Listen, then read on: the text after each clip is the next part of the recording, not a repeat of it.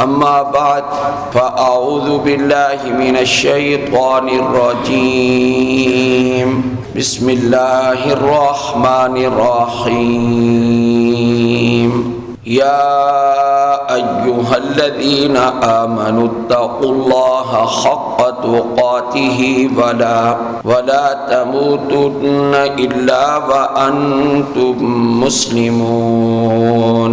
قال النبي صلى الله عليه وسلم قال الله تبارك وتعالى أنا عند ظن عبدي بي صدق الله العظيم وصدق رسوله النبي الكريم. اللهم صل على محمد وعلى آل محمد كما صليت على إبراهيم وعلى آل إبراهيم إنك حميد مجيد. اللهم بارك على محمد وعلى آل محمد كما باركت على إبراهيم وعلى آل إبراهيم إنك حميد مجيد. گزشتہ جمعہ کچھ موت کے بارے میں ذکر کیا گیا تھا. ذکر موت سے آدمی کے قلب میں، دل میں جو گناہوں کی میل کچیل ہوتی ہے وہ ختم ہو جاتی ہے، کیونکہ موت ایک اٹل حقیقت ہے.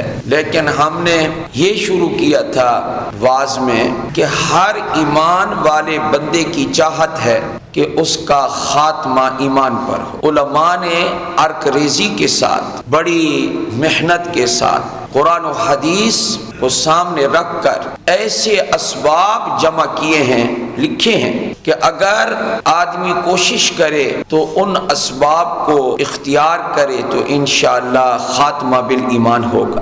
گزشتہ جمعہ صرف ایک سبب بیان کیا تھا، وہ ہے استقامت علی الدین. دین پر بندہ چلتا رہے، ڈٹا رہے، نماز 5 وقت کی نہ چھوڑے. نماز آدمی کیوں چھوڑے؟ ایک بات ہے، نماز چھوڑنے کی اگر سہولت ہوتی تو اللہ تعالی ہمارے نبی کو یہ سہولت دیتے کہ نماز چھوڑ دیں آپ. نماز چھوڑنے کی سہولت تو اللہ نے کسی کو بھی نہیں دی. ہمارا حال یہ ہے 27 رجب المرجب جب تاریخ آتی ہے بڑے رات کو جشن مناتے ہیں لیکن نمازیں نہیں پڑھتے. حالانکہ تحفہ جو لے کر نبی علیہ السلام آئے تھے معراج کا، وہ کون سا تحفہ تھا؟ وہ نماز تھی. نماز کی پابندی نہیں کرتے، جشن مناتے ہیں. گلے میں ڈھول لٹکا لو، ان سے نچوا لو، ناچ گانے ان سے یہ کام کرو، آسان ہے. استقامت علی الدین، نماز آدمی پڑھتا رہے. شیطان نمازی کو بھی بڑے وسوسے ذہن میں ڈالتا ہے، یار تو نمازیں تو پڑھ رہا ہے، پتہ نہیں قبول بھی ہے یا قبول نہیں ہے. اس کا ایک ہی علاج ہے، کیا؟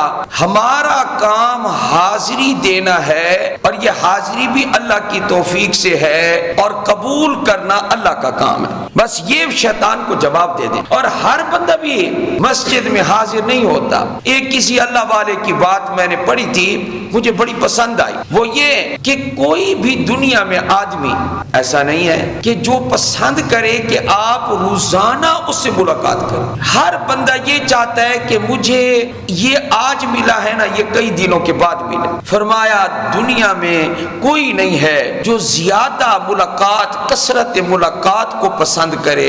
ایک اللہ ہے جو ہر دن میں 5 وقت تمہاری ملاقات کو چاہتا بھی ہے، بلکہ کوئی غفلت میں ہو تو اذان کے ذریعے اللہ اس کو بلواتا بھی ہے. اللہ کی ذات کتنی عظیم ہے، کتنی رحمت والی ذات ہے. بات یہ ہے کہ حسن خاتمہ کا پہلا سبب ان الذین قالوا ربنا اللہ ثم استقاموا، جنہوں نے کہا رب ہمارا اللہ ہے پھر وہ اس پر ڈٹ گئے. ان کے بارے میں قرآن مجید میں موجود ہے تتنزل علیہم الملائکہ الا تخافوا ولا تحزنوا وابشروا بالجنۃ التي کنتم توعدون. فرشتے نازل ہو کر موت کے وقت ان کو بشارت عطا کرتے ہیں. یہ ہے استقامت علی الدین، سبب ہے حسن خاتمہ کا. نمبر 2 جو آج دوسرا سبب بیان کر رہے ہیں وہ ہے کہ آدمی تقوی والی زندگی اختیار کرے. کبیرہ گناہوں سے بچے، صغیرہ ہو جائے تو اللہ تعالیٰ سے معافی مانگے، کبیرہ پر بھی معافی مانگے، لیکن کبیرہ سے پوری طرح بچنے کی کوشش کرے۔ صغائر چھوٹے چھوٹے گناہ وہ ہوتے رہیں تو اللہ سے معافی مانگے، ڈٹ نہ جائے، کیونکہ گناہ پر ڈٹنا، ڈھیٹ پن اگر صغیرہ پر بھی ہو گیا تو وہ کبیرہ بن جائے گا۔ اس لیے آدمی تقوی والی زندگی اختیار کرنے کی کوشش کرے تو انشاءاللہ العزیز اس بندے کا خاتمہ بھی ایمان پر ہوگا۔ اس کی دلیل کیا ہے؟ ایک تو ہے کہ آپ حضرات واز سنتے ہیں کہ فلاں نے ایک اچھی بات کہہ دی ہے، ایک ذرا غور کریں کہ میں اچھی بات کی دلیل بھی عرض کر رہا ہوں۔ قرآن کریم 28واں پارہ سورۃ الطلاق میں اللہ رب العالمین ارشاد فرما رہے ہیں وَمَن يَتَّقِ اللَّهَ يَجْعَلْ لَهُ مَخْرَجًا، جو اللہ سے ڈرتا ہے، اللہ سے ڈرتا ہے، ڈرنے کا مطلب گناہوں سے بچتا ہے، اللہ سے ڈرتا ہے، اللہ تعالیٰ اس کے لیے تنگی سے نکلنے کا راستہ پیدا فرما دیتے ہیں۔ عام طور پر ذکر کرتے ہیں اس آیت کو کہ دیکھو آگے پڑھو وَيَرْزُقْهُ مِنْ حَيْثُ لَا يَحْتَسِبُ، ایسی جگہ سے بندے کو رزق عطا کرتے ہیں جہاں سے اس کو وہم و گمانی نہیں ہوتا۔ ہم نے تنگی صرف یہ سمجھی ہوئی ہے کہ تنگی نام ہے کہ آمدنی کم ہو جائے، یہ تنگی ہے، اس کے علاوہ کبھی کوئی تنگی کا موقع ذہن میں ہم نے تصور ہی نہیں کیا کہ تنگی کوئی اور چیز بھی ہوتی ہے۔ تنگی کیا ہے؟ آمدنی کم ہو گئی۔ تنگی کیا ہے؟ آج دہاڑی نہیں لگی۔ تنگی کیا ہے؟ آج سبزی کم فروخت ہوئی ہے۔ تنگی کیا ہے؟ آج کپڑے کی دکان والا کہہ رہا ہے کیا کہ کپڑے خریدنے والے کم آئے ہیں۔ آج تنگی کیا ہے؟ آج گاہک کم آئے ہیں۔ اس کے علاوہ کبھی ہم نے کوئی تنگی ذہن میں کبھی سوچی نہیں ہے کہ کوئی اور تنگی بھی ہے، حالانکہ یہ عارضی تنگی ہوتی ہے، کسی دن کچھ اور کسی دن کچھ۔ ایک دن اگر تنگی ہے تو دوسرے دن گاہک آپ کے پاس یاد آ گئے۔ یہ اتار چڑھاؤ ہوتا رہتا ہے کاروبار میں، یعنی خرید و فروخت میں، معاملات میں۔ یہ عارضی تنگی ہے اور اتنی سخت تنگی نہیں ہے جتنی کہ سخت تنگی کا موقع وہ ہوگا جب فرشتے روح نکالنے کے لیے آئیں گے۔ وہ سب سے زیادہ تنگی کا وقت ہوگا، انسان اس وقت شدت میں ہوگا۔ ذرا اس کا قرآن کریم کی آیات کا احاطہ تو نہیں کر سکتے ہم، ایک آیت کو پڑھ کر دیکھیں، سورہ قاف 26واں پارہ، اللہ تعالیٰ فرما رہے ہیں وَجَاءَتْ سَكْرَةُ الْمَوْتِ، موت کی شدت آ چکی ہے، ذَلِكَ مَا كُنْتَ مِنْهُ تَحِيدُ، یہ وہ چیز آئی ہے جس سے تو کنارہ کشی کیا کرتا تھا کہ میں بچ جاؤں، اب آ گئی ہے۔ وَنُفِخَ فِي الصُّورِ ذَلِكَ يَوْمُ الْوَعِيدِ، فرمایا موت کا وقت بڑی شدت اور سختی کا وقت ہے۔ اللہ رب العالمین کیا ارشاد فرما رہے ہیں کہ جو اللہ سے ڈرتا ہے اللہ تعالیٰ اس کے لیے تنگی سے نکلنے کا راستہ پیدا فرما دیتے۔ اللہ کا وعدہ ہے نا قرآن کریم میں، تو اللہ نے جب یہ وعدہ کیا ہے تو اس کا تعلق صرف رزق کی تنگی سے تو نہیں ہے، ہاں متقی کو، تقوی والے کو اللہ تعالیٰ رزق کی تنگی سے بھی تقوی کی برکت سے نکال لیتا ہے، ہر تنگی سے نکالتا ہے تقوی کی برکت سے۔ لیکن جو بڑی تنگی کی جگہ ہے اور موقع ہے وہ تو ہے موت کا وقت۔ تو انشاءاللہ العزیز علماء نے اس آیت کی روشنی میں یہ فرما دیا ہے اور لکھ دیا ہے، فرمایا تقوی والا آدمی، متقی پرہیزگار جو ساری عمر رب تعالی سے ڈرتا رہا، تو جب موت کا وقت آئے گا جو ایک سختی کا وقت ہے، جو شدائد کا وقت ہے، سکرات کا وقت ہے، نبی کریم صلی اللہ علیہ وآلہ وسلم خود اس موقع کے آنے سے پہلے ہی دعا فرمایا کرتے تھے اللہم انی اعوذ بک من سکرات الموت، اے اللہ میں سکرات الموت سے پناہ مانگتا ہوں تیری۔ کوئی شے تو ہے نا جس سے نبی علیہ السلام پناہ مانگ رہے ہیں، اللہ کی پناہ مانگ رہے ہیں۔ تو فرمایا کہ جب وہ تنگی کا وقت آئے گا تو اللہ رب العالمین تقوی کی برکت سے اس کو موت کی شدت سے بھی اللہ نکال لے گا اور اس کا خاتمہ ایمان پہ فرمائے گا انشاءاللہ۔ میں نے جو اسباب بیان کیے ہیں آپ حضرات کو اس وقت میں نے 2 سبب ذکر کی، اور قرآن کریم کی ایک اور آیت پر غور کرنے کی بہت ضرورت ہے۔ اللہ تعالیٰ کیا ارشاد فرماتے ہیں یا ایھا الذین آمنوا اتقوا اللہ حق تقاتہ، اے ایمان والو اللہ سے ڈرو جیسا کہ اللہ سے ڈرنے کا حق ہے۔ آگے اللہ نے کیا فرمایا؟ وَلَا تَمُوتُنَّ إِلَّا وَأَنْتُمْ مُسْلِمُونَ، اور تم نہ مرو مگر مسلمان ہو کر۔ علماء نے کہا پہلے کلام میں اس کلام میں جو ربط اور جوڑ ہے، اللہ نے یہ دو چیزیں اکٹھی کر دی، ڈرو جیسے ڈرنے کا حق ہے اور نہ مرو مگر مسلمان ہو کر۔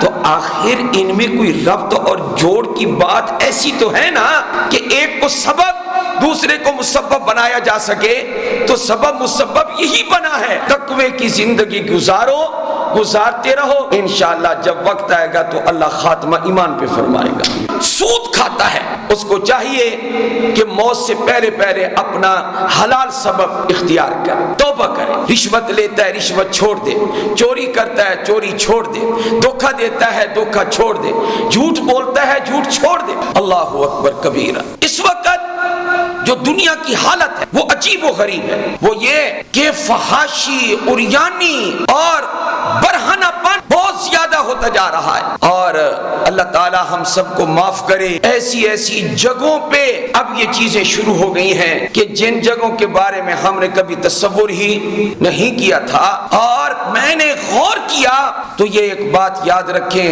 عریانی، فحاشی، یہ چیزیں، رقص و سرود اور یہ محفلیں، یہ انسان کے ایمان کو بہت زیادہ کمزور کر دیتی ہیں، اور کہیں ایسا وقت نہ آ جائے کہ اللہ تعالیٰ معاف فرمائے انہی گندی چیزوں کی نحوست کی وجہ سے بندہ ایمان سے فارغ نہ ہو جائے۔ یہ کوئی اچھی چیزیں نہیں ہیں، گندی چیزوں میں جب پڑ جاتا ہے۔ اسلام یہ ایک نعمت ہے، ایمان ایک نعمت ہے، اور جب بندہ ناشکری کرتا ہے تو اللہ غضبناک ہو کر کہیں وہ نعمت چھین نہ لے۔ اور سب سے قیمتی سرمایہ میرے اور آپ کے پاس جو موجود ہے وہ کون سا ہیرا ہے؟ وہ اللہ نے ایمان عطا فرمایا۔ اب حضرات تیسرا سبب بھی سن لیں۔ تیسرا سبب ہے حسن ظن باللہ تعالی۔ جب بالکل آدمی موت کے قریب ہو جائے، علماء نے تو یہ لکھا جب آدمی جوانی میں ہو، خوف زیادہ ہو، جب بڑھاپے میں چلا جائے تو آدمی اللہ تعالی سے رجا زیادہ رکھے، امید زیادہ رکھے، اللہ جل جلالہ سے امیدیں زیادہ رکھے کہ اللہ میرے ساتھ قبر میں بھی آسانی کرے گا، اللہ حشر میں بھی آسانی کرے گا، اللہ تعالیٰ میرے اوپر رحمت کرے گا۔ یہ غلبہ کب ہونا چاہیے؟ یہ ہونا چاہیے بڑھاپے میں۔ یہ علماء نے ارشاد فرمایا۔ اور اگر موت بندے کو آ گئی اور بندے کا گمان اللہ کے ساتھ اچھا ہے، یہ اتنی بڑی نعمت ہے کہ اللہ جب اس کی روح نکالے گا تو ایمان پہ نکالے گا انشاءاللہ۔ آپ کو ایک حدیث پاک سناتے ہیں۔ حضرت جابر بن عبداللہ رضی اللہ تعالی عنہ فرماتے ہیں سمعت رسول اللہ صلی اللہ علیہ وسلم قبل ثلاث، فرمایا کہ قبل موتی ہی، فرمایا کہ 3 رات آپ علیہ السلام کے دنیا سے جانے سے پہلے، 3 رات پہلے، اس کے بعد آپ علیہ السلام دنیا سے چلے گئے۔ میں نے نبی علیہ السلام سے یہ حدیث سنی تو آپ علیہ السلام فرما رہے تھے لا یموتن احدکم الا وهو یحسن الظن باللہ۔ علماء نے اس حدیث پاک کی تصحیح فرمائی، بالکل صحیح حدیث ہے۔ ہرگز تم میں سے کسی کو موت نہ آنے پائے مگر اس حال میں کہ وہ اللہ کے ساتھ اچھا گمان رکھتا ہو۔ موت کے قریب جب بندہ چلا جائے نا تو اس وقت مایوسی کی بجائے رجا غالب ہو، امید غالب ہو کہ انشاءاللہ اللہ میرے ساتھ نرمی کا معاملہ فرمائے گا، رحمت کا معاملہ فرمائے گا۔ اس پر جاتے جاتے میں 1-2 باتیں عرض کرتا جاؤں، وہ یہ کہ حدیث قدسی ہے، انا عند ظن عبدی بی، اللہ خود فرماتے ہیں میں تو اپنے بندے کے گمان کے مطابق اس سے معاملہ کرتا ہوں، ان خیرن فخیرن و ان شرن فشرن، اگر وہ اچھا گمان کرے گا میرے ساتھ میں اس کے ساتھ اچھا معاملہ کروں، اگر میرے ساتھ برا گمان کرے گا تو میں بھی اس کے ساتھ سختی کا معاملہ کروں گا۔ اور ایک حدیث میں آتا ہے انا عند ظن عبدی بی، میں اپنے بندے کے ساتھ اس کے گمان کے مطابق معاملہ کرتا ہوں۔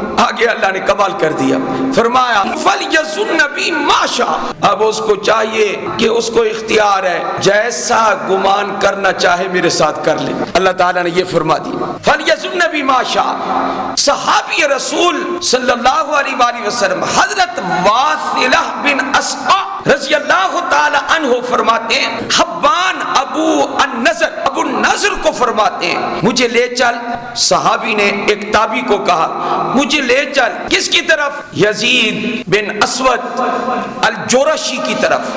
وہ اس وقت ایک تابعی تھے رحمت اللہ علیہ، موت کی کشمکش میں تھے، مجھے ادھر لے چل، یہ وقت ہے ذرا ان کی عیادت کر لیں، ان سے حال پوچھ لیں، موت کا وقت ہے، مجھے لے چلو۔